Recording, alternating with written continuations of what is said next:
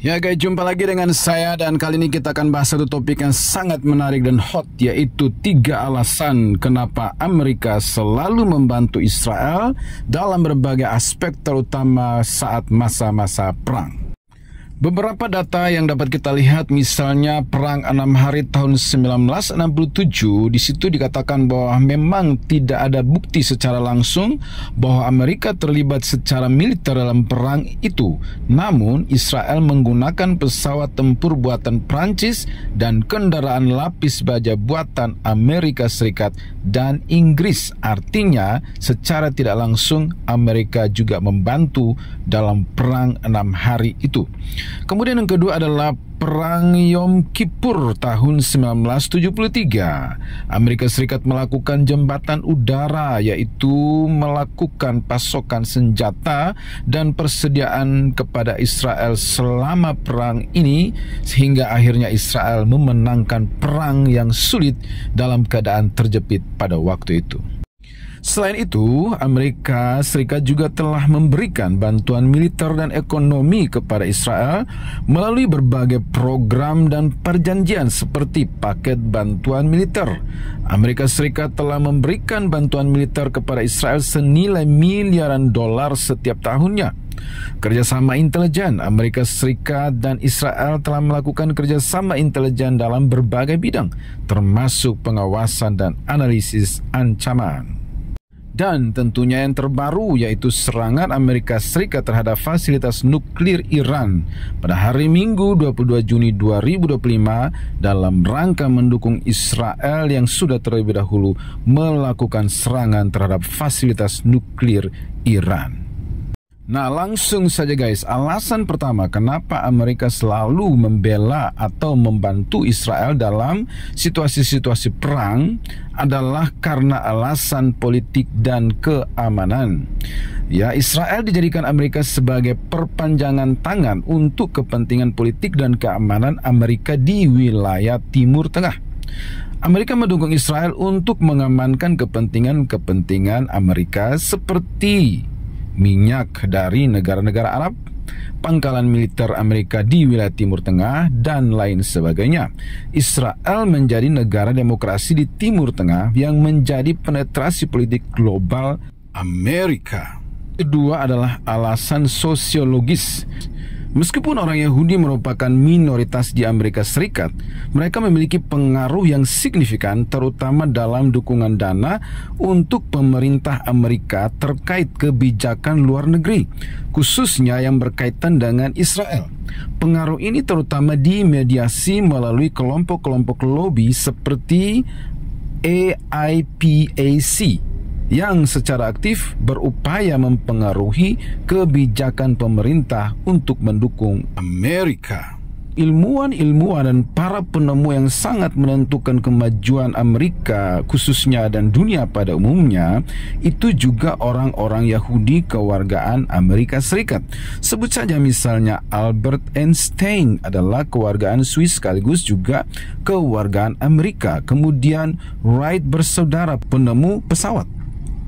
Kemudian Oppenheimer yang disebut bapak bom atom, dia adalah pencipta bom atom ya, yang ternyata adalah orang Yahudi.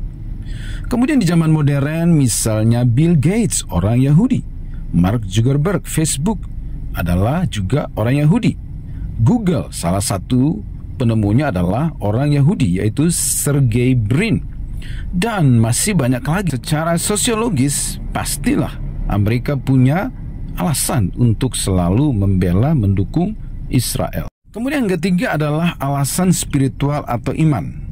Orang Amerika mayoritas beragama Kristen, yang mana tentunya akar keyakinan mereka bersumber dari Alkitab ya, dan juga dari akar Yahudi, karena Yesus secara silsilah kemanusiaan adalah seorang Yahudi. Dan orang Amerika, mereka juga sangat memahami ayat dalam Kejadian 12 ayat 3 yang berbunyi, "Aku akan memberkati orang-orang yang memberkati engkau, Abraham dan keturunannya," artinya Israel, "dan mengutuk orang-orang yang mengutuk engkau, Abraham dan keturunannya, yaitu Israel.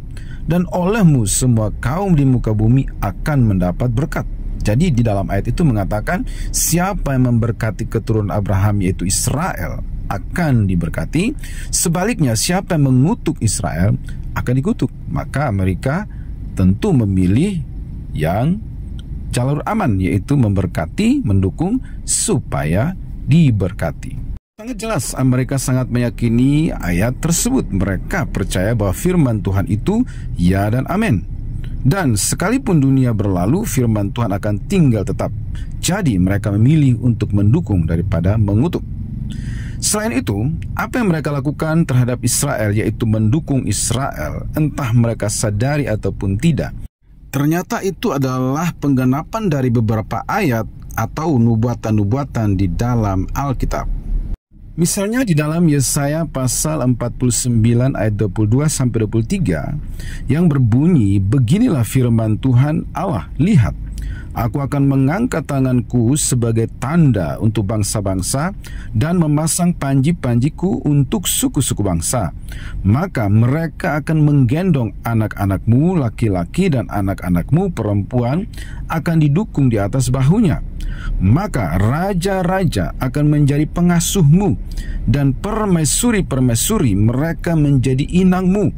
Mereka akan sujud kepadamu dengan mukanya sampai ke tanah dan akan menjilat debu kakimu.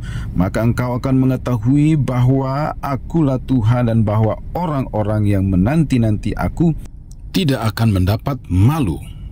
Kemudian dalam Yesaya 60 ayat 10 dan 15-17. Orang-orang asing akan membangun tembokmu dan raja-raja mereka akan melayani engkau. Sebab dalam murkaku aku telah menghajar engkau, namun aku telah berkenan untuk mengasihani engkau. Sebagai ganti keadaanmu dahulu ketika engkau ditinggalkan, dibenci, dan tidak disinggahi seorang pun, sekarang aku akan membuat engkau menjadi kebanggaan abadi, menjadi kegirangan turun-temurun. Engkau akan menghisap susu bangsa-bangsa dan akan meminum susu kerajaan-kerajaan, maka engkau akan mengetahui bahwa akulah Tuhan juru selamatmu dan penebusmu yang maha kuasa, Allah Yakub. Sebagai ganti tembaga aku akan membawa emas, dan sebagai ganti besi aku akan membawa perak. Sebagai ganti kayu, tembaga, dan sebagai ganti batu besi aku akan memberikan damai sejahtera dan keadilan yang akan melindungi dan mengatur hidupmu. Kemudian Yesaya 66 ayat 10-14, bersukacitalah bersama-sama Yerusalem dan bersorak-sorailah karenanya, hai semua orang yang mencintainya. Bergiranglah bersama-sama dia segirang-girangnya, hai semua orang yang berkabung karenanya, supaya kamu menghisap dan menjadi kenyang dari susu yang menyegarkan kamu, supaya kamu menghirup dan menikmati dari dadanya yang bernas. Sebab beginilah firman Tuhan, sesungguhnya aku mengalirkan kepadanya keselamatan seperti sungai dan kekayaan bangsa-bangsa seperti batang air yang membanjir. Kamu akan menyusu, akan digendong, akan dibelai-belai di pangkuan seperti seseorang yang dihibur ibunya. Demikianlah aku ini akan menghibur kamu. Kamu akan dihibur di Yerusalem. Apabila kamu melihatnya, hatimu akan girang dan kamu akan seperti rumput muda yang tumbuh dengan lebat. Maka tangan Tuhan akan nyata kepada hamba-hambanya dan amarahnya kepada musuh-musuhnya. Jadi orang Israel ini menjadi seperti baby atau bayi yang digendong seorang ibu yang kemudian disusui. Ya, itulah gambaran dukungan Amerika terhadap Israel. Semoga bermanfaat.